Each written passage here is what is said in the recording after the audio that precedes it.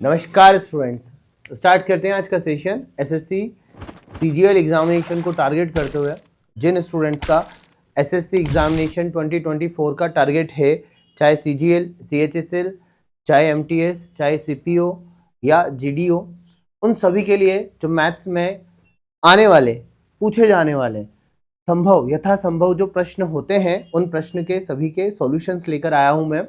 देखिएगा, इस वीडियो में आप जानेंगे काफ़ी सारी चीज़ें, काफ़ी सारी प्रोडक्टिव बातें, सो उन सबको हम देखेंगे। अनुष्का ग्रुप ऑफ इंस्टीट्यूट एक ऐसा इंस्टीट्यूट है, एक ऐसा एकेडमी है जहाँ पे रिटायर्ड आईएएस ऑफिसर से लेकर रिटायर्ड आईपीएस ऑफिसर्स के मार्गदर्शन में आपको सारी जानकारी, सारी इंफॉर्मेशंस प्रोवाइड करवाई जाती है। सर्वाधिक चयन देने वाला अगर संस्थान की बात करते हैं तो कहीं ना कहीं एक जहन में सबके नाम आता है, अनुष्का एकेडमी। रिजल्ट ओरिएंटेड है, हम प्लानिंग करते हैं हर एक बच्चे की रिजल्ट ओरिएंटेड, किस तरीके से उसकी लर्निंग अप्रोच को सुधारी जाए, किस तरीके से उसकी क्वालिटी जो पढ़ने की है, जो स्पीड अप है वो की जाए, उन सभी के ऊपर ध्यान दिया जाता है। तो गाइस देखिएगा, जो सैटरडे टेस्ट हुआ है उसकी आंसर की जो अभी मैं आपको करवाने जा रहा हूँ, उसकी आंसर की पहले मैं आपको दे रहा हूँ, तो आप देख लीजिए एक बार, आंसर की स्क्रीनशॉट ले लीजिए। Now the starting with the first question. प्रारंभ करते हैं आज के फर्स्ट क्वेश्चन से। देखिएगा, the surface area of the three adjacent faces of the cuboid. ये पर्टिकुलर जो क्वेश्चन आपका पूछा जा रहा है, सेक्शन है आपका मेंसुरेशन 3D वाले पोर्शन से है। ठीक है गाइस, ये मेंसुरेशन आपका 3D का आ रहा है, और जब मेंसुरेशन 3D की बात करते हैं हम, ठीक है, यस, तो यहाँ के आपके एसएससी में क्वेश्चंस हमेशा अच्छे खासे पूछे जाते हैं, और इन्हीं क्वेश्चंस को हमें थोड़ा सा ध्यान देना पड़ेगा कि किस तरीके से यहाँ पे इम्प्रूवमेंट लाया जाए, क्या अप्रोच हमें फॉलो करनी चाहिए कि हमारे अटेम्प्ट्स बढ़ पाए। तो यहाँ पे इस क्वेश्चन 3D क्वेश्चन में आपसे पूछा गया है कि the surface area of the three adjacent faces of the cuboid. बेटा ध्यान रखना, मैंने आपको क्या सिखाया है, जब भी क्यूबॉइड की बात हो तो आप किसी भी कमरे में बैठे होंगे तो वो क्यूबॉइडल रूम है, ठीक है। अगर वो रूम क्यूबॉइडल है तो आप देखिए अपने कॉर्नर को, उस कॉर्नर से हाइट, उस कॉर्नर से विड्थ और उस कॉर्नर से लेंथ आपको दिखाई दे रही है। क्लियर है? तो थ्री एडजेसेंट फेसेस कौन से हो गए? एक छत ले लो, एक ये साइड वाली ले लो, एक पीछे वाली साइड ले लो। Three adjacent faces clear. अगर तीनों आजू बाजू वाले फेसेस क्लियर है तो आपसे क्या कहा है, उनके एरियाज। तो फर्स्ट का मान लो लेंथ इंटू ब्रेथ कितना है, 21 है। ब्रेथ इंटू हाइट कितना है वो भी 21 है। और h इंटू एल कितना है बेटा, वो भी आपका कितना है, 9। अगर ये सब होता है, ये हाइट इंटू लेंथ एरियाज, तो अगर इसके फैक्टर देखोगे तो 3 इंटू 3, यहाँ फैक्टर देखोगे तो 7 इंटू 3, यहाँ फैक्टर देखोगे तो 7 इंटू 3। अब देखिएगा, यहां अगर सपोज मैं एल की बात करता हूं तो एल का जिक्र यहां पे भी हो रहा है, एक सेकेंड, यस, एल का जिक्र आपका कहां कहां हो रहा है वो चीज चेक कर लो आप। देखेंगे एल का जिक्र यहां हो रहा था तो यहाँ 3 इंटू 3 फैक्टर थे, यहां हो रहा था तो 7 इंटू 3 फैक्टर थे, यहाँ पे हो रहा था तो 3 इंटू 7 फैक्टर है। तो एल की वैल्यू क्या होगी, 3। So now L is equal to 3 centimetre. अब बी की बारी आ गई, तो बी इधर और इधर दोनों जगह है, तो दोनों जगह कॉमन कौन दिख रहा है मुझे, 7। So B is equal to 7 centimetre, and H यहाँ और यहाँ कॉमन दिख रहा है, so that is 3 centimetre. So H is equal to 3 centimetre. बेटा आपसे इसका क्या पूछा है, वॉल्यूम, और जब भी वॉल्यूम पूछते हैं तो वॉल्यूम क्या होता है, L into B into H होता है। सो इन तीनों का मल्टीपल कितना हो गया, 9 7 जा 63। फर्स्ट ऑप्शन आपका सही है। क्लियर है गाइस, फर्स्ट ऑप्शन आपका सही आंसर था इसमें। सो नेक्स्ट क्वेश्चन की ओर मूव अप करते हैं, बढ़ते हैं। अब अगला क्वेश्चन आपका किसके ऊपर है, how many litres of the milk can a hemispherical ball of diameter 42 centimetre hold. यहां पे भी ये क्वेश्चन आपका 3D से रिलेटेड है, मेंसुरेशन में 3D, और वो किसकी बात कर रहे हैं, हेमिस्फेरिकल बाउल की। कटोरी होती है ना आपके घर में खाना खाने की, बिल्कुल उस कटोरी की बात कर रहे हैं। अब इस कटोरी की ये डायमीटर की बात कर रहे हैं कि ये डायमीटर कितनी है, यहां से लेकर यहां तक की जो लेंथ है वो कितना है, 42 सेंटीमीटर। तो हम रेडियस को देखेंगे कितना हो गया, 21 सेंटीमीटर। अब इसके अंदर अगर मिल्क की बात कर रहे हैं, इट मींस इसकी क्या निकालनी है मुझे, वॉल्यूम। जी हाँ, इसके आयतन मुझे ज्ञात करना है। यहां पे प्रश्न में साफ साफ कहा है कि एक 42 सेंटीमीटर व्यास के एक गोलार्ध कटोरे, अर्धगोलार्ध कटोरे, अर्धगोलार्ध है ये, है ना, नॉट गोलार्ध, अर्धगोलार्ध कटोरे में कितने लीटर दूध हो सकता है। तो यहाँ पे इसका आयतन कितना होता है, 2/3 पाई आर क्यूब। ठीक है, तो जब 2/3 पाई आर क्यूब लगाओगे तो 2 ऊपर 3 नीचे, पाई की जगह 22/7, आर की वैल्यू कितनी हो गई आपकी 21 इंटू 21। अब जो आंसर आएगा वो आएगा सेंटीमीटर क्यूब में। बेटा ध्यान रखना, सेंटीमीटर क्यूब में। तो 7 और 3 21, तो ये कट गया, ये खत्म हो गया। अब मुझे यहाँ पे क्या करना है, 21 इंटू 21 इंटू 22 इंटू 2 करना है। ठीक है, इसका आंसर अगर आप निकालोगे so that is equal to कितना होगा। तो मैंने एक जस्ट रफ आइडिया देखा कि 1 1 जा 1, 1 2 जा 4, 2 2 जा 4। सो जहां पे 4 अगर एंडिंग में आ रहा है वो आंसर पॉसिबली है मेरा, तो 4 वाला आंसर तो एक ही दिखाई दे रहा है। बट फिर भी एक बार के लिए चेक करो कि यार ये 4 वाला सही है या नहीं है। अभी तो मेरा हो गया ना सोल्व, बट फिर भी मैं एक बार चेक करवाता हूं कि किस तरीके से इसका हम आंसर कैलकुलेट कर सकते हैं। सी गाइस, 21 का स्क्वायर कितना होता है 441, 2 2 जा मैंने 4 ले लिया इंटू 11। मेरे लिए ज्यादा इजी है कैलकुलेशन करना, तो 4 का 400 का 4 गुना 1600, 160, 1760 और 1764, 1764 ये हो गया इंटू 11, और 11 से मल्टीपल सबको पता है 4 6 4 कितना होता है 0, कैरी 1, 7 7 14 का 4, कैरी 1, 7 1 8 और 1 9, 1 का 1। सो गाइस ये आ रहा है आपका सेंटीमीटर क्यूब में आएगा। ठीक है, जब सेंटीमीटर क्यूब में आएगा तो आप सबको बता दूं कि यदि आप लीटर में जाना चाहते हो so 1 litre is equal to 1000 centimetre cube. ध्यान रखना है इसका, 1000 is equal to, sorry 1 litre is equal to 1000 centimetre cube. तो लीटर कितना होगा इसमें, तो इसको 1000 से डिवाइड करोगे सो 19.404। सो 19.404 मेरा आंसर कौन सा है, 2 वाला। तो सेकेंड आंसर यहाँ पे सही था। अगले क्वेश्चन की तरफ बढ़ते हैं, एक एक करके आप देखते जाइएगा। अगले क्वेश्चन की तरफ रुख करते हैं। यहाँ पे आपको एक P एक ऐसे पॉइंट की बात कर रहा है, एक रेक्टेंगल है, ये 2D के ऊपर क्वेश्चन है, ज्योमेट्री भी आप बोल सकते हो, ज्योमेट्री में भी जा रहा है। सो एक रेक्टेंगल है, आयत है, ठीक है, A B C D। अब वो P पॉइंट एक बीच में कहीं पर भी है, लेकिन उस P पॉइंट के बीच में होने के कारण ये कंडीशंस क्या दे रहा है कि वो उसके लोकेशंस की बात कर रहे हैं हम, A B C D। एक सेकेंड, ये बंद करना पड़ेगा, A B C D।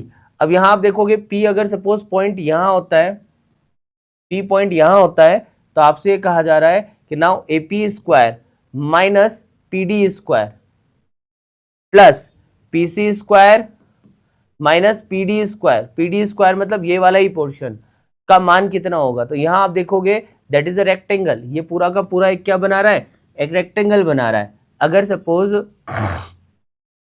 आप यहाँ पे देखोगे ये अगर 90 डिग्री भी हो जाता है, ये अगर 90 डिग्री होता है, तो आप सभी जान सकते हो इसको कि that area of the triangle क्या होता है, दिस इंटू दिस और दिस इंटू दिस हो सकता है। तो उस केस में जब मैं ये कंडीशन लिखता हूँ कि AP square minus PD square plus PC square minus PD square, actual में ये क्या हो रहा है, AP square plus PC square minus 2PD square. और जब भी ऐसा होता है तो उसका रिजल्टेंट सॉल्यूशन क्या आता है, 0। ये आपका एक थ्योरम के थ्रू प्रूफ है। ठीक है, तो यहाँ पे ध्यान रखना एक स्पेशल केस है, जब जब आपके पास AP square plus PC square minus 2PD square होगा तो उसका सॉल्यूशन क्या आएगा, 0। ठीक है, अगले क्वेश्चन की तरफ चलते हैं। ये आपका अरिथमेटिक में क्वेश्चन पूछा गया है, किसके ऊपर है, परसेंटेज के ऊपर है। जी हाँ, प्रतिशत के ऊपर पूछा गया प्रश्न था ये। और इस प्रश्न में अगर आप जाओगे, a shopkeeper sells an item at a 20% profit. एक दुकानदार क्या कह रहा है कि मैं एक वस्तु को 20% लाभ पर बेचता हूं, लेकिन जो सेलिंग प्राइस होगा उसके ऊपर 5% उसको टैक्स देना है, तो प्रॉफिट कितना हुआ। तो सिंपल सा बात है, अगर 100 रुपए का आपका आइटम था, उसको आप 20% प्रॉफिट पे बेचोगे तो कितना होगा, 120 रुपए। अब 120 रुपए के ऊपर आप 5% का टैक्स दोगे। 5% का टैक्स कितना हो गया, इसका 10% होता है 12, और 5% होता है 6 रुपया। 6 रुपया टैक्स पे करोगे तो कितने आपके पॉकेट में आए पैसा? 114। आप देखोगे सलंग आपको 100 रुपए के ऊपर कितने रुपए का प्रॉफिट हुआ? 14 का। सो 14% आपको दिखाई दे रहा है ऑप्शन नंबर 2 में। जी हाँ, 14% आपको कहां दिखाई दे रहा है? ऑप्शन नंबर 2 में। बस इतना सा तो क्वेश्चन था। ठीक है, अगले क्वेश्चन की तरफ रुक करते हैं। थोड़ा फास्ट, मैं स्पीड अप इसलिए चाहता हूं कि आपके दिमाग में माइंडसेट क्लियर रहे कि यार मेरे को number of question maximum attempt कैसे करने, किस टाइप के क्वेश्चन को मेरे को फास्टेस्ट अप्रोच से जाना है और किस टाइप के क्वेश्चन में मुझे टाइम देना चाहिए। तो एवरेज ऑन, अगर मैं इससे पहले वाले क्वेश्चन की बात करता हूं तो 4 से 5 सेकंड का आंसर उसमें था अपना। अगर मैं इस क्वेश्चन की बात करता हूं तो इस क्वेश्चन को भी देखिए, फिर से एक बार रीड कर दें। A trader sold his article at 1200 rupees। Means एक व्यापारी क्या कर रहा है, अपनी वस्तु को कितने रुपए में बेच रहा है? 1200 रुपए में बेची और क्रय मूल्य के 1/5 का लाभ प्राप्त हुआ। बेटा ध्यान रखना, जब भी ऐसी बात होती है तो हमें पता होना चाहिए सीपी यहाँ, एसपी यहाँ, और जो भी इनके बीच में है वो प्रॉफिट या लॉस होता है। बट अभी हमारे केस में तो प्रॉफिट है, और प्रॉफिट या लाभ है तो लाभ किसके बराबर है? लाभ है क्रय मूल्य के 1/5। जी हाँ, जो प्रॉफिट है that is 1/5 of the cost price. तो मैं देखूंगा ये कितना हो गया बेटा? 1/5। तो 5 रुपया अगर आपका सीपी होगा, 1 रुपया अगर आपका प्रॉफिट हो गया, तो 6 रुपया आपका क्या हो गया? एसपी। बेटा 5 के ऊपर 1 रुपए का प्रॉफिट हो गया ना, 6 रुपया एसपी हो गया। Now a trader sold his article. तो ये 1200 रुपए क्या था? वह 1200 रुपए की वस्तु बेच रहा है। बेच रहा है मतलब ये 6 किसके बराबर है बेटा? 1200 रुपए के। तो ये 5 किसके बराबर है? तो ये आपका ऑप्शन दिखाई दे रहा है थर्ड, 1000 के बराबर होगा। समझ गए सभी? 6 बराबर 1200, तो 5 बराबर कितना होगा? 1000 रुपए। और 1000 रुपए आपको दिखाई दे रहा है आंसर। ठीक है गाइस, चलिए एक और अगला क्वेश्चन देखते हैं। और ये क्वेश्चन आपका 5 से 10 सेकेंड, इससे ज्यादा का नहीं था ये भी। ठीक है, अगले क्वेश्चन पे चलते हैं। 12 books were sold at 1800 rupees. बंदा कह रहा है कि 12 किताबें कितने रुपए में बेची गई? पुस्तकें 1800 रुपए में। ठीक है, हमने बेच दी। Thereby gaining the cost of 3 books. अगर 12 किताबें बेचकर उसे 3 किताबों के बराबर कॉस्ट प्राइस के बराबर क्या होता है? लाभ होता है। तो find the cost price of 2 books. तो हमें 2 किताबों का कॉस्ट प्राइस निकालना है। कितनी? Find the cost price of the 2 books. मुझे 2 बुक्स का कॉस्ट प्राइस निकालना है। तो सिंपल सा अप्रोच है, बंदा जब 12 किताबें बेचेगा तो उसका प्रॉफिट निकालो सबसे पहले, तो है ना। तो प्रॉफिट कितना होगा? तो सबसे इंपॉर्टेंट चीज है, जब 12 किताबें उसने बेची तो 12 का एसपी माइनस 12 किताबों के सीपी को अगर मैं माइनस करूंगा तो 3 किताबों के सीपी के बराबर मुझे प्रॉफिट हो रहा है। बेटा ध्यान रखना, एक किताब मैंने कितने में खरीदी? एसपी रुपए में। एक किताब बेची एसपी में, खरीदी कितनी? सीपी में। ठीक है, जब एक किताब को खरीदने में मुझे सीपी रुपया लगेगा तो 12 किताब को खरीदने में कितना लगा? 12 इंटू सीपी। वैसे ही एक किताब को बेचने पे एसपी लगा तो 12 को बेचने पे कितना मिला? 12 इंटू एसपी। उसी प्रकार से जो लाभ है, लाभ को किस तरीके से लिखा है? प्रॉफिट को किस तरीके से लिखा है? 3 किताबों के कॉस्ट प्राइस के बराबर। क्वेश्चन में लिखा है इसलिए मैंने ऐसे लिखा है। ठीक है, जैसे ही कंडीशन बनी तो इसको उधर भेजो। जैसे ही भेजा आपने तो ये 15 सीपी हो गया, इधर कितना हो गया? 12 एसपी। ठीक है गाइस, अब यहां पे अगर आप रेशियो भी देखोगे तो ये कितना हो गया? 4 से 5। मतलब आप क्या कर रहे हो? 4 रुपए की चीज को सीपी कितना हो गया बेटा? 4 रुपया। कितने में बेच रहे हो? 5 रुपए में। मतलब सीपी से एसपी का रेशियो अगर आप निकालोगे तो 4 से कितना हो गया भाई? 5 का हो गया। क्लियर है यहां तक? अगर आपने ये क्वेश्चन कह रहा है, अब क्वेश्चन की तरफ चलते हैं अपन। ठीक है, find the cost price of 2 books. तो मुझे 2 किताबों का क्रय मूल्य ज्ञात करना है। ठीक है, तो 12 किताबें उसने बेची 1800 में। 12 किताब अगर 1800 में बेच रहा है तो एक किताब का मूल्य कितना हुआ? सबसे पहले तो एक किताब का मूल्य पहचानो। तो 180 को 12 से भाग दोगे तो कितना आएगा? 15 आएगा, 150। ठीक है, सो एक किताब का मूल्य कितना हो गया? 150 रुपया। ठीक है गाइस, तो 4 रुपए, 5 बराबर 150, तो 4 बराबर 120 रुपए। तो 120 रुपए में एक पुस्तक उसने खरीदी। अब क्वेश्चन के लिए क्या बोल रहा है? 2 पुस्तकों का क्रय मूल्य निकालो। ठीक है, now the cost price of the 2 books पूछा है। तो एक बुक का अगर 120 रुपए है तो 2 बुक का कितना हो जाएगा बच्चों? ठीक है, सबको समझ में आ गया सर, 2 बुक का तो 240 ही होगा, उसमें कोई, बिल्कुल सही आंसर दे रहे हो आप सभी। कमेंट बॉक्स में एक एक करके अपने अपने आंसर्स मुझे लिखते जाइए, ठीक है।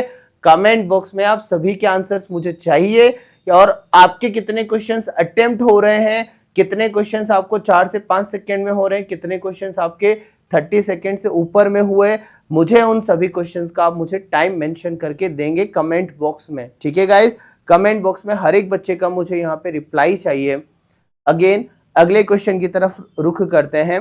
ये कह रहा है कि एक फैमिली में 10 पर्सन है, ठीक है, हमने मान भी लिया कि एक परिवार में कितने परिवार में 10 व्यक्ति हैं, whose एवरेज एज 33 ईयर्स। 10 बच्चों की, 10 जनों की औसत आयु कितनी हो गई, 33 वर्ष। When the oldest person dies at the age of 69, मतलब इस परिवार के में सबसे जो बुजुर्ग थे कितने साल के थे, 69 के थे, उनकी डेथ हो गई। डेथ होने के कारण अब what would be the new average of the family. तो आप सबको पता है कि अगर सपोज शुरुआत में मेंबर्स कितने थे बेटा, 10, एक की मृत्यु होने के कारण कितने बचे होंगे, 9, ठीक है। एवरेज कितना हुआ करता था शुरुआत में, 33। अभी हमारा एवरेज कुछ डाउन हुआ, कुछ कम हुआ, मान लो चलो x कम हुआ, तो अभी एवरेज कितना हो गया, 33 माइनस x हो गया। मुझे इस x की वैल्यू निकालनी है, ठीक है। अब ये x किसके बराबर होगा, तो मैंने आपको क्या सिखा रखा है भाई, आप ऐसे मल्टीपल कर लो। ये कितना हो गया, माइनस का 9x, क्योंकि एवरेज डाउन भी हो सकता है, अप भी हो सकता है, इसको प्लस ही मानो ना आप, एवरेज अप ही हो रहा है तो इसको प्लस मानो। तो ये कितना हो गया, 9x हो गया, ठीक है, 9x हो गया, और 33 माइनस का 33 हो गया, ठीक है गाइस, ये माइनस का 33 हो गया। और ये किसके इक्वल होगा, ये होगा जो बंदा गया, कौन गया, 69 ईयर्स का गया, उसके बराबर होना चाहिए। तो आप इन सबको अगर चेक करोगे, so that 9x is equal to 69 plus 33, कितना हो जाएगा, 33, इसमें अगर 8 करोगे तो आप, ये हो जाएगा आपका, एक इसको दे दो 70 30 102, that is equal to 9x। x की वैल्यू कितनी हो जाएगी, 102/9। क्लियर है गाइस, या तो ऐसे कर लो, ठीक है, तो x की वैल्यू आ जाएगी आपके पास में, या फिर थोड़ा और दिमाग लगाओ कि यार इस क्वेश्चन को अगर मेरे को थोड़ा दिमाग लगा के सोल्व करना है तो ओरली भी हो सकता था। ओरल कैसे हो सकता था, कि यार देखो यहाँ पे जो बंदा गया, जाने के कारण 33 तो उसकी एज लेके गया, तो 69 में से 33 को माइनस कर लो आप, 69 में से 33 गया तो कितना बचा, आप देखोगे 33, तो ये 36 बचा। अब ये 36 और उसने क्या कर दिया, 36 उसने और डाउन कर दिया, क्योंकि वो लेके जा रहा है एज, जब एज लेके जा रहा है तो कितने जनों में की एज कम कर दी उसने, 9 जनों की, तो 4 साल और उसने कम कर दी, 4 साल और उसने कम कर दी, तो 33 से अब औसत कितना हो जाएगा, 4 कम होके 29 हो जाएगा। बस ये रहा आंसर आपका, ठीक है गाइस, ये रहा आंसर। इवन आप दूसरे मेथड कि 33 का पहले टोटल कितना होता था, 330 होता था, अभी टोटल कितना होता है वो घटा लो आप, तो बराबर 69 रख लेना, तो भी आप x की वैल्यू कैलकुलेट कर सकते हो, ठीक है। एवरेज में बहुत सारे मेथड होते हैं क्वेश्चंस को करने के, तो ये क्वेश्चन आपका इजी था, ये आपको अराउंड लाइक 20 to 30 सेकेंड्स एक अच्छा टाइम है, एवरेज टाइम है, आप उसमें निकाल सकते थे फटाफट मल्टीपल्स करके। अगला क्वेश्चन आपको दिखाई दे रहा है स्क्रीन पर, द एवरेज एज ऑफ औसत आयु, जी हाँ, a प्लस बी की अगर औसत आयु देखोगे तो कितनी होगी, 36 साल। C वर रिप्लेसिस A, तो C अगर A को रिप्लेस करेगा तो B और C बचे, उनकी औसत आयु कितनी हो गई, 28 हो गई, ठीक है। And the C were replaces by B, अगर C को B से रिप्लेस कर, सॉरी नाउ अगेन, अगर ये B को रिप्लेस करता तो A और C बचता, और उनकी एवरेज एज कितनी हो जाती, 32 ईयर्स, ठीक है गाइस, ये इन सबकी एवरेज एज है। What will be the sum of the ages of ABC, अब आपसे पूछा है ABC की तीनों की एजेस का सम कितना होगा, तीनों की एज का अगर सम पूछा जाए तो आप इन तीनों को जोड़ लो, तो A कितने हो जाएंगे, आधा A और आधा A मिलकर 1A, आधा B और आधा B मिलकर 1B, ठीक है, आधा C और आधा C मिलकर ये, तो सिंपल सा लॉजिक है, इन सबको जोड़ लो तो आपको आंसर मिल जाएगा। तो इन सबको जोड़ लो, इसको 2 दे दो, तो 30 30 60 30 90 और 96 आ गया, ठीक है गाइस, तो ये 96 ईयर्स इन तीनों की एज का सम हो गया। क्लियर है, सिंपल सा अप्रोच है, इनको जोड़ोगे तो आंसर दिखेगा आपको, ठीक है। अगले प्रश्न की तरफ रुक करते हैं, जस्ट एक एडिशन था आपका, ये क्वेश्चन समझना जरूरी था।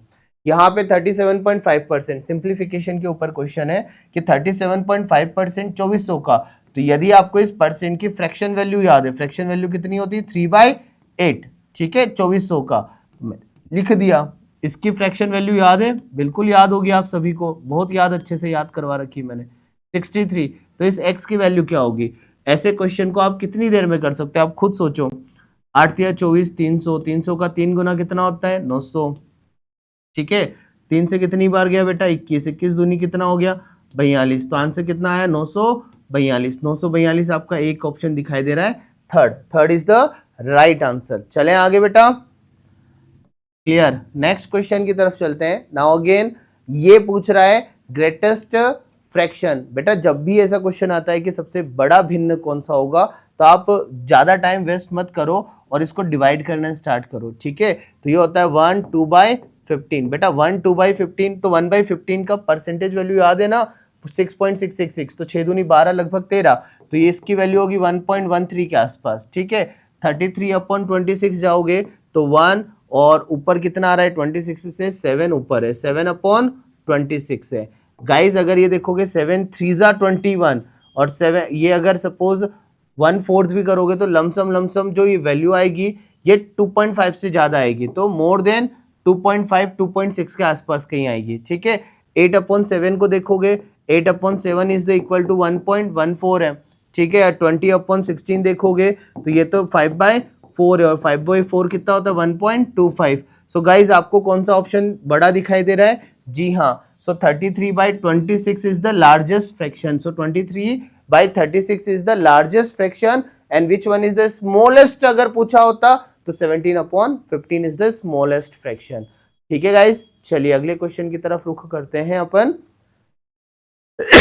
बोर्ड मास रूल यहाँ पे अप्लाई होता है, ध्यान रखना है कि सबसे पहला ऑपरेशन कौन सा सॉल्व होता है? ऑफ। तो 3 2 कितना हो गया 6। अब 12 को 6 से डिवाइड करोगे तो कितना आएगा 2, और 70 - 2 करोगे तो कितना आएगा, सॉरी 72 - 2 करोगे तो कितना आएगा 70, प्लस ये 18 - 6 होगा तो 12, और 12 डिवाइडेड बाय 4 होता है तो 3, तो जी हाँ 73।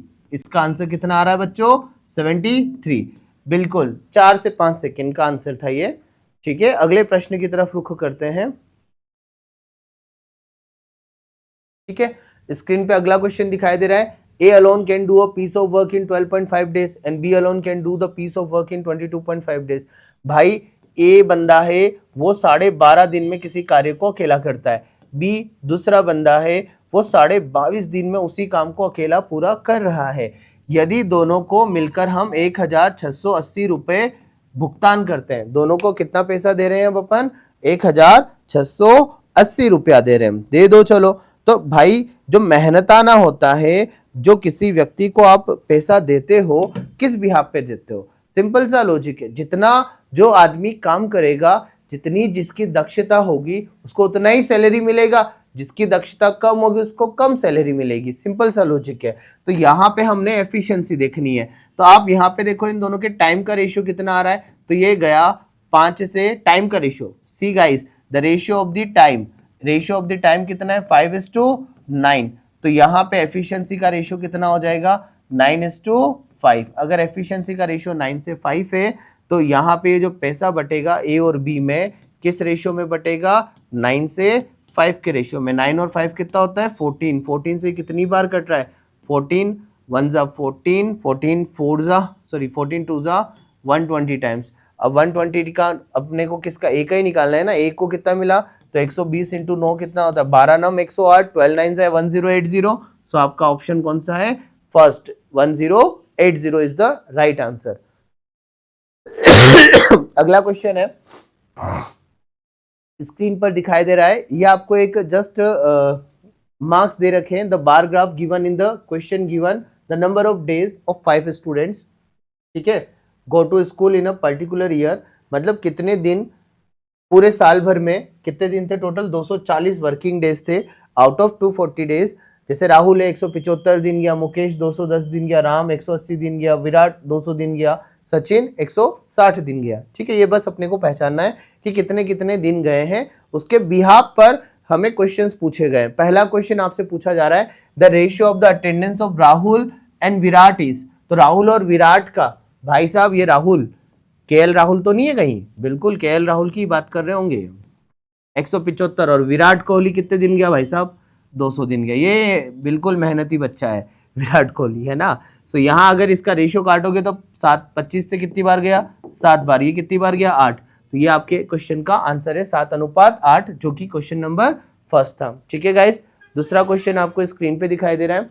नाउ राम की उपस्थिति प्रतिशत ज्ञात कीजिए। उपस्थिति प्रतिशत बोला है, इट मींस अटेंडेंस परसेंटेज बोला है, किसका पूछा है, राम का। तो हम गए राम के पास, भाई साहब राम आप कितने दिन स्कूल गए, 180 दिन, तो राम भाई साहब 180 दिन स्कूल गए, कितने दिनों में से, टोटल 240 दिन। प्रश्न में जब डायरेक्शन आपने ध्यान से देखा होगा तो उस डायरेक्शन में कहा गया 240 वर्किंग डेज है, ठीक है। तो 240 180 दिन, 60 से गया 3 बार, 60 से गया 4 बार। आप सबको पता है 3/4 किसी भी प्रतिशत का कितना होता है, 75% होता है, ठीक है गाइस, 75% होता है। अगला क्वेश्चन है, what will be the average attendance of all the students. अब सभी स्टूडेंट्स की औसत उपस्थिति कितनी होगी, तो आप सभी स्टूडेंट की उपस्थिति देखना चाहते हो, कैलकुलेट कर लो, इन सबको जोड़ के डिवाइडेड बाय 5 करो। एक तरीका तो ये होता है। दूसरा तरीका, मान लो इन सबके बीच का एक कोई भी नंबर, आप 180 ले लो या 190 ले लो, जो आपको अच्छा लगे। अगर मैं 180 लेता हूं, ठीक है, 180 लेता हूं, तो 180 से कितना कम है, 5, ये 180 से कितना ज्यादा है, 30, ये 180 से 0, इसका डेविएशन 180 से 20, इसका डेविएशन 180 से 20, तो -20 + 20 कैंसिल आउट, 30 में से 5 गए तो बचे कितने, 25। अब ये 25 कितने बच्चों में बंटवारा होगा, 5 बच्चों में बंटवारा होगा, तो कितना आया, +5। हमने 180 माना था, +5 और एक्स्ट्रा आया, तो 185 इन सभी का औसत होना चाहिए। तो 185 औसत कहाँ दिखाई दे रहा है बेटा, ऑप्शन नंबर 4 में दिखाई दे रहा है, ठीक है। सो ऑप्शन नंबर 4 हमारा आंसर है। बेटा ध्यान रखना, मैंने जो मेथड यूज किया that is the deviation method. मैंने एक अज्यूम किया एवरेज, और उस एवरेज से डेविएशन देखा, विचलन देखा, ये विचलन विधि कहलाती है, ठीक है। ये क्लास में आप अच्छे से पढ़ चुके हो एवरेज वाले चैप्टर में, ठीक है गाइस। तो विचलन विधि से हम इस प्रश्न को हल कर रहे हैं। दूसरा मेथड होता है कि मैं इन सबको जोड़ूं, फिर डिवाइडेड बाय 5 करूं, तब भी मेरा 185 आएगा। बस फर्क फर्स्ट वाले मेथड और सेकेंड वाले मेथड में इतना है कि सेकेंड वाला मेथड जब हम सबको जोड़ते हैं तो टाइम ज्यादा लगता है, और जब भी बड़े बड़े वैल्यूज को आप एडिशन करते हो तो एरर आने के चांसेस बनते हैं। और जो मेथड मैंने बताया विचलन विधि, तो विचलन विधि में आप देखोगे डेविएशन के कारण जोड़ने में नंबर क्या आए, छोटे नंबर आए। छोटे नंबर को जोड़ना और घटाना आसान होता है, टाइम कम लग रहा है, तो मेरे लिए ज्यादा बेस्ट कौन सा हो गया, विचलन विधि, that is the deviation method, ठीक है गाइस। चलिए अगले क्वेश्चन की तरफ रुख करते हैं। इस क्वेश्चन का आंसर इसके ऊपर आया, ये क्वेश्चन ये आया आपका एवरेज टाइम एंड डिस्टेंस के ऊपर है। The time taken by a man to cover a certain distance at a speed of 15 kilometre per hour in 90 minutes. अब ये क्या कह रहा है, ये बंदा कह रहा है कि एक आदमी है, उस व्यक्ति को कोई डिस्टेंस ट्रेवल करना है, उसकी स्पीड कितनी है भाई साहब, 15 किलोमीटर पर आवर है। तो हमने उसकी स्पीड लिख दी 15 किलोमीटर पर आवर, ठीक है। टाइम उसको कितना लग रहा है, 90 मिनट। 90 मिनट मतलब 1.5 घंटा उसको समय लग रहा है, वो भी लिख दिया हमने। If he takes 30 minutes less, मतलब उसको अगर सपोज ये टाइम जो है पहले वाले टाइम की तुलना में दूसरा टाइम कितना हो जाए बेटा, 30 मिनट्स कम, मतलब 1 घंटा ही लगे तो कवर द सेम डिस्टेंस, तो what would be the new speed, तो नई स्पीड कितनी होगी। सिंपल सा लॉजिक है, अगर डिस्टेंस कांस्टेंट होता है, सब मैंने बता रखा है, तो स्पीड का जो रेशियो होता है उसका इनवर्स किसका होता है, ये टाइम के रेशियो के। जी हाँ, किसके रेशियो के इनवर्स होता है, टाइम के। तो हमने देखा टाइम का रेशियो कितना आ रहा है भाई, 1.5 से 1 होना मतलब 3 से 2 हो रहा है, तो स्पीड का रेशियो कितना हो जाएगा, 2 से 3। 2 बराबर 15 है, तो 3 बराबर कितना होगा, 22.5 kilometre per our. 22.5 kilometre per our कौन से ऑप्शन में आपको आंसर दिखाई दे रहा है, जल्दी से पहचानो, जल्दी से पहचानो, बिल्कुल सेकेंड ऑप्शन में दिखाई दे रहा है। बस ये मेरा आंसर था, ठीक है। अगर किसी बच्चे ने ये क्वेश्चन टाइम में नहीं पढ़ा, स्पीड एंड डिस्टेंस नहीं पढ़ा, रेशियो पढ़ रखा है, तो भी वो दे सकता है, क्योंकि मैंने रेशियो में सब चीज समझा रखी है, ठीक है। अगला क्वेश्चन, एक ट्रेन है x मीटर लंबी, तो हमने एक ट्रेन बना ली, बना लो ट्रेन, क्या है, कितनी लंबाई है इसकी, x metre, 25 second to cross the 400 metre long bridge. रास्ते में एक ब्रिज आया, ब्रिज मतलब समझते हो ना, पुलिया आई, ठीक है। अब इस पुलिया की लंबाई कितनी है बेटा, 400 मीटर। अब इस पुलिया को पार करने में भाई साहब को कितना, with the speed of 93.6 kilometre per our, इसकी स्पीड कितनी है, 93.6 किलोमीटर पर आवर की स्पीड से, टाइम वाइम दे रखा है क्या कुछ, कितना टाइम लगा, 25 सेकेंड, 25 सेकेंड। तो आपसे क्या पूछा है, x का मान पूछा है, x का मान पूछा है तो हम निकाल सकते हैं, कैलकुलेट कर सकते हैं। तरीका क्या होता है भाई, speed into time equal to क्या होता है, डिस्टेंस। जब स्पीड की बारी आई तो स्पीड लिखा 93.6 किलोमीटर पर आवर, लिख दिया हमने। टाइम की बारी आई तो टाइम लिखा हमने 25 सेकेंड, लिख दिया।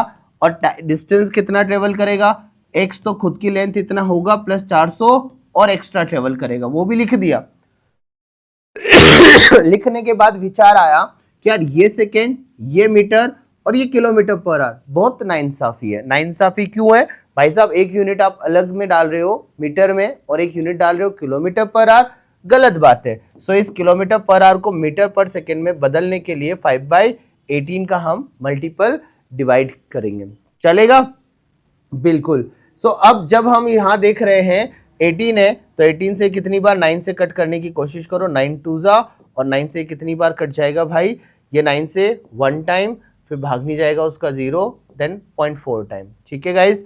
और 2 से भी इसको कट करोगे तो 5.2। अब 5.2 का मल्टीपल करना है 25 एंड द 5 में, तो 5 में अगर करते हो तो 5.2 इंटू 5 कितना हो जाता है, दैट इज 26।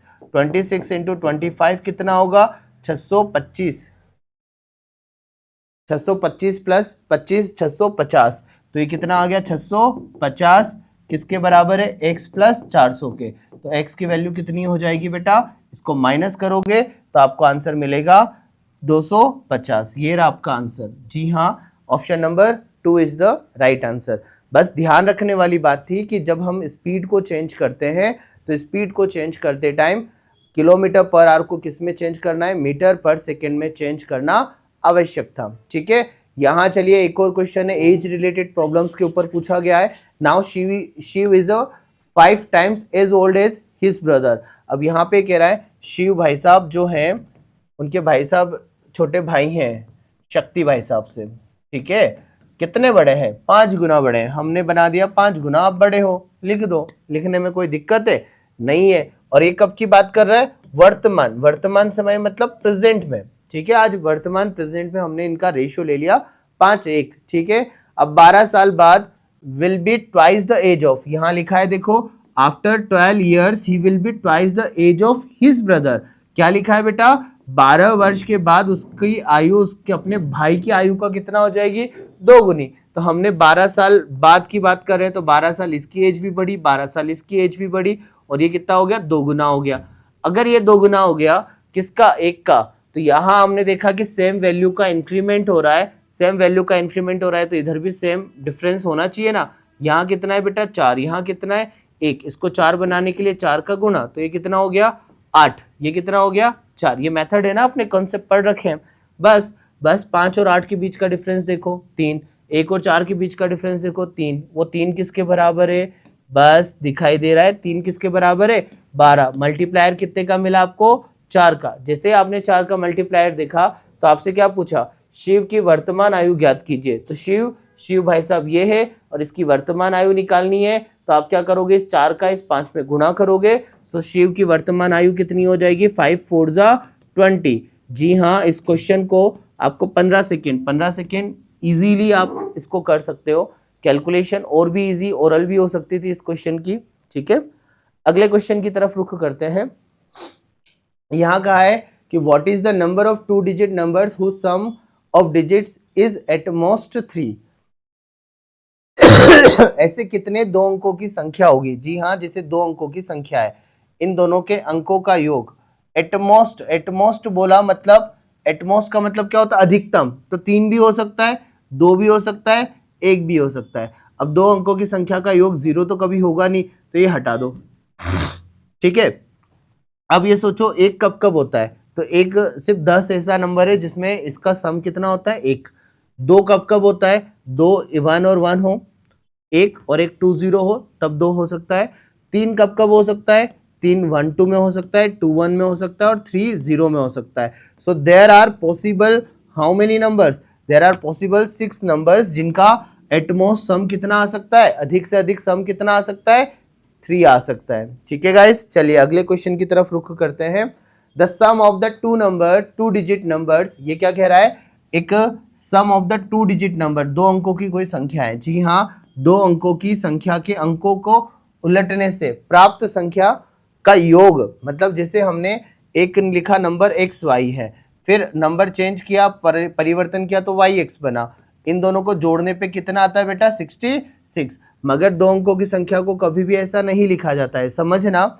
जैसे मैंने लिखा 34, तो 34 को हम कैसे लिखते हैं, 30 + 4 लिखते हैं। मतलब जो अंक दहाई पर होता है उसमें 10 का गुणा, जो अंक इकाई पर होता है उसमें 1 का गुणा करते हैं। मतलब इस संख्या को लिखने का तरीका होता है। ठीक है गाइस, तो जब लिखने का तरीका क्लियर है तो दो अंकों की संख्या को आप कैसे लिख सकते हो, 10x + y, और अगर क्रम उल्टोगे तो 10y + x हो जाएगा, इक्वल टू कितना है, 66। आप देखोगे y और y कितना हो गया, 11, ये कितना हो गया, 11, तो 11x + y बराबर कितना हो गया, 66। तो 11 से कितनी बार कट गया, 6 बार।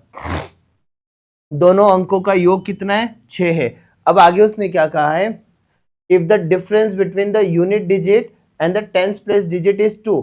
अब योग मतलब जोड़ने पर मुझे कितना मिल रहा है बेटा, 6, और घटाने पर कितना मिल रहा है इन अंकों को, 2। तो आपसे क्या पूछा है, then what is the value of the digits. तो आप वैल्यू ऑफ द डिजिट्स देख सकते हो कि जोड़ने पे 6 इसमें आ रहा है, ये नहीं है, ये आ रहा है, ये नहीं है। ठीक है, अब 24 है या 42 है, ठीक है, अब 24 है या 42 है वो देखना जरूरी है। तो हम देखेंगे x की वैल्यू अगर आप निकालोगे तो 6 और 2 कितना हो जाएगा, 4, 4 का आधा, सॉरी 8, 8 का आधा 4, तो x की वैल्यू कितनी आ गई, 4, y की वैल्यू कितनी आ गई, 2। तो आपका नंबर क्या होगा, 42। ठीक है, then what is the value of the digit. तो सबसे पहले देखना, the sum of a 2 digit number and the number obtained by reversing the digit is 66 if the difference between the unit digit and tens digit is 2। तो unit digit से tens digit का difference, तो unit digit क्या होगा, बड़ा, tens digit क्या होगा, छोटा। तो यूनिट डिजिट बड़ा कहाँ है, यहाँ पे, और टेंस डिजिट छोटा कहाँ है, यहाँ पर। तो आपका आंसर क्या होना चाहिए, 24, ना कि 42। ये मिस्टेक, सिली मिस्टेक्स होती है बच्चों से एग्जाम में कि क्वेश्चन तो सॉल्व हो जाता है लेकिन क्वेश्चन की कंडीशंस को हम नहीं समझ पाते हैं, जिसके कारण उस क्वेश्चन का आंसर क्या लगाते हैं, रॉन्ग लगा कर आ जाते हैं। ध्यान रखना है इसका। अगला क्वेश्चन है आपका रेशियो एंड प्रोपोर्शन के ऊपर, और ऐसा क्वेश्चन मैंने आपको सब पढ़ा रखा है कि भाई साहब अगर ये ए बी सी की वैल्यू पूछ रहे हैं तो ए बी सी का रेशियो कितना होगा, कैलकुलेट कर लो। तो ए की वैल्यू कितनी होती है भाई साहब, देख लो, दूसरों की थाली में हमेशा घी क्या दिखता है, ज्यादा दिखता है। तरीका बता रखा है ना, यही तो है कि यार ए किसको नहीं देखेगा, ए खुद को नहीं देखेगा, ए किसको देखेगा, बी और सी के पास कितना है, तो बी के पास कितना है 5, सी के पास कितना है 3, तो ए की वैल्यू कितनी हो जाएगी 5 3 15। बी की वैल्यू, अब बी भी खुद की नहीं देखेगा कि मेरी थाली में तो चलो ठीक है अच्छी खासी चपाती है लेकिन दूसरों की थाली में क्या है, तो 2 3 6, ध्यान रखना 2 3 6, इन दोनों का गुणा। ठीक है, और सी किसको देखेगा, 2 5 10, तो सी की वैल्यू भी आ गई। तो मेरे पास में कंडीशन तो क्लियर है। अब वो बोल रहा है कि मुझे 3a 7b और 4c की वैल्यू बताओ। तो 3a मतलब इसका 3 गुना कितना हो गया, 15 तिया, हाँ जी 15 3 45, प्लस अगला कितना है 7b, 7 6 42, प्लस 4c, 4 इंटू 10 कितना होता है 40। इन सबका सम करूंगा 127। 127 पहले वाले में कहाँ आ रहा है, बस इसी में आ रहा है ना, बस यही आंसर होगा। चेक करना हो तो 168 दूसरे वाले के साथ आप चेक कर सकते हो, क्योंकि कहीं पे भी कटिंग जैसा कुछ दिखाई नहीं दे रहा है, इसलिए मेरा आंसर फर्स्ट वाला ही सही था। चलें आगे, अगला क्वेश्चन है, the ratio of the compound interest and the simple interest for 3 year on a certain सम। 3 वर्ष के लिए किसी राशि पर CI और SI का जो रेशियो है वो कितना होता है, 3.64:3। बेटा देखना ध्यान से, CI SI ये है 364 और ये है 300 मान लो, चलो यार है ना 300। अगर 3 साल के लिए 300 रुपया सिंपल इंटरेस्ट है तो हर साल का सिंपल इंटरेस्ट कितना होगा? 100 होगा। ठीक है, ये अगर मैं SI की बात कर रहा हूं। CI की बात कर रहा हूं तो CI भी 100 रुपए तो होगा ही होगा, CI भी 100 रुपए तो होगा ही होगा, बट एक्स्ट्रा पैसा कितना आया आपका? 64। एक्स्ट्रा पैसा कितना आया आपका? 64। तो अगर आप सपोज 10% का अजम्पशन लेके भी चलते हो तो 10% पे 10 रुपीज यहाँ आ जाएगा एक्स्ट्रा, और 10 पे भी 200 प्लस 20 या 21 रुपया और एक्स्ट्रा आएगा। तो एक्स्ट्रा कितना बना बेटा? 31 रुपया बना। अब 31 64 के बराबर तो है नहीं ना, तो 10% हो नहीं सकता। अब सुनो, 10% जब 31 का जस्ट डबल है तो लगभग आप 20% को रख के देखो, है ना। जब 20% रखोगे तो 100 का 20% कितना होता है? 20 रुपया, ठीक है। और 200 का 20% कितना होता है? 40 रुपया। 20 का 20% कितना होता है? 4 रुपया। इन सबका सम क्या 64 है? यस 64 है। इट मीन्स मेरा आंसर क्या होना चाहिए? 20% रेट ऑफ इंटरेस्ट सेटिस्फाई करनी चाहिए। सिंपल सा लॉजिक है। कंसेप्ट आप ऑप्शन के थ्रू जाओगे तो क्वेश्चन जल्दी बनेगा, बाय मेथड जाओगे टाइम ज्यादा लगेगा। ठीक है, चलिए अगला क्वेश्चन 74 ट्रिग्नोमेट्री के ऊपर क्वेश्चन था ये, और ट्रिग्नोमेट्री तो अभी आपकी चल भी रही है तो आप अच्छे से कर सकते थे इसको। साइन ए किसके बराबर है? cos 30। बेटा ध्यान से देखना, अगर किसी ए मतलब साइन का कॉम्प्लीमेंट्री दिखाई दे रहा है बराबर है, तो यहाँ साइन और cos क्या होते हैं? एक दूसरे के इनवर्स है। तो 30 का कॉम्प्लीमेंट्री कितना होता है? 60।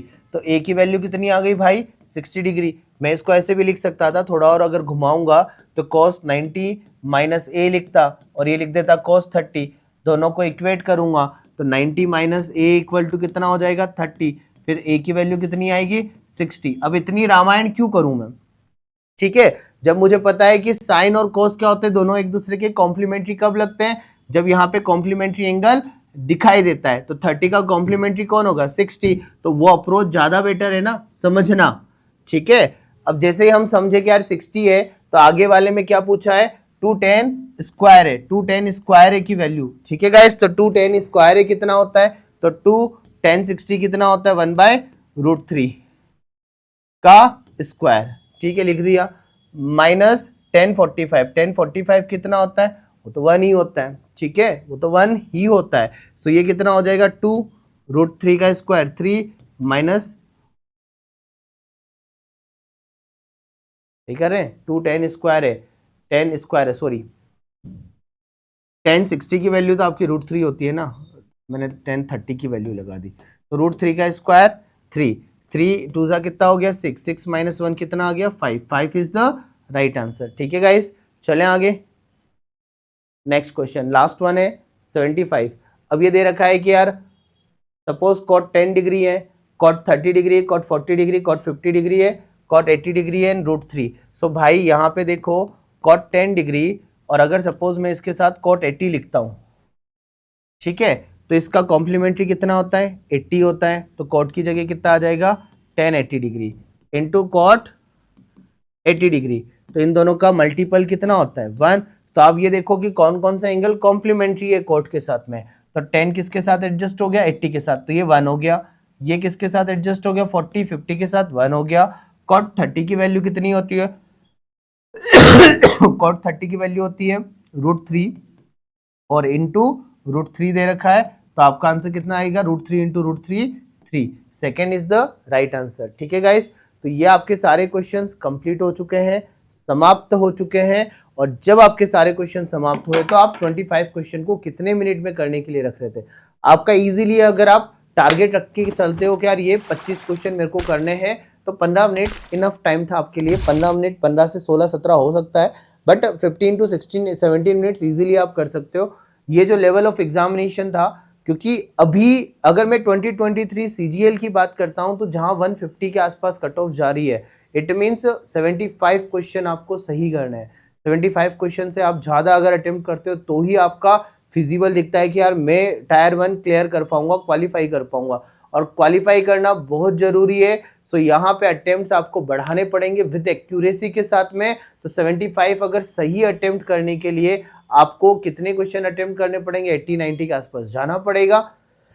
सो अप्रोच वहां मैटर करती है। तो यदि आप CGL 2024 का टारगेट कर रहे हो तो मैंने हर एक क्वेश्चन के साथ एक स्ट्रेटेजी सेट की है, उस स्ट्रेटेजी के साथ आप चलिए, आपको सभी क्वेश्चंस के सॉल्यूशन प्रॉपर मिलेंगे। ठीक है गाइस, मिलते हैं फिर नेक्स्ट सेशन के लिए।